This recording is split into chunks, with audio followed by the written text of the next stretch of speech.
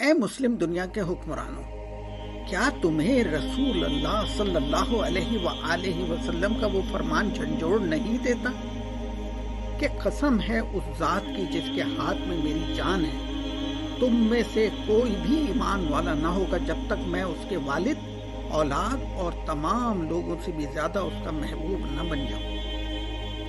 کیا مغربی ممالک میں ہونے والے توہین رسالت پر حملے سے آپ کو کوئی سروکار نہیں، کوئی فکر نہیں، کوئی بے قراری نہیں؟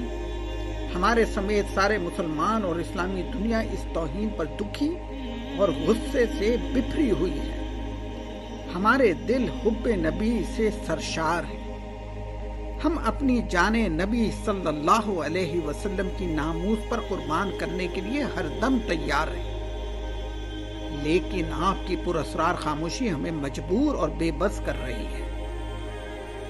ہمارے بس میں احتجاج ہے سو وہ ہم کرتے ہیں، ہمارے بس میں ان ممالک کی مصنوعات کا بائیکاٹ ہے سو وہ ہم کرتے ہیں، لیکن اختیارات ہمارے پاس نہیں، آپ کے پاس ہیں۔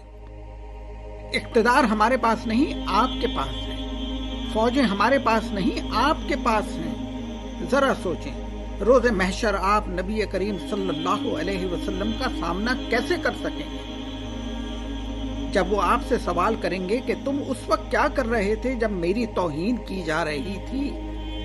کیا تم مجھ سے محبت نہیں رکھتے تھے؟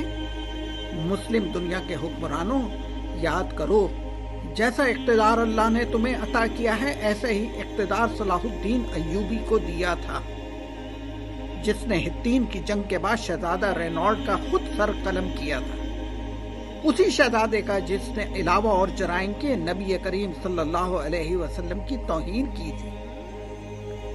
اسی طرح ہم تمہیں یاد دلانا چاہتے ہیں، اور یہ تو بہت پرانی بات بھی نہیں، کہ جب عثمانی سلطان عبد الحمید ثانی کا عہد حکومت تھا، فرانس میں توہین رسالت پر مبنی ایک اسٹیج ڈرامہ شروع ہوا۔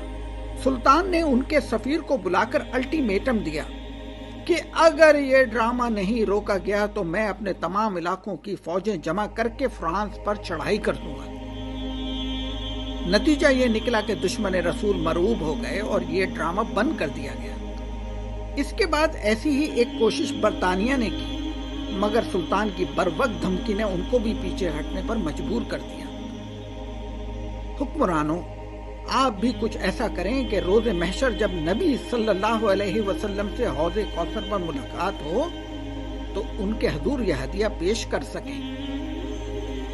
OIC کی سطح پر تمام اسلامی ممالک متحد ہوں، پھر مغرب کو اس معاملے پر ایجوکیٹ کریں، مسلمانوں کی اس معاملے کی سنگینی ان پر واضح کریں، اقوام متحدہ میں اس موضوع پر قانون سازی کروائیں کہ مذہبی ہستیوں کی توہین نہ کی جائے، اور اگر ان اقدامات سے کام نہ بنے تو جو ممالک ہمارے نبی کی شان میں گستاخی کریں ان سے سفارتی تعلقات ختم کریں، نئے کاروباری معاہدوں کو معطل کر دیں، پرانے معاشی معاہدوں کو ریویو کریں، اور اگر اس پر بھی دشمن اپنی توہین آمیز حرکتوں سے باز نہ آئیں تو ان پر انتہائی اقدامات کرنے سے بھی گریز نہ کریں۔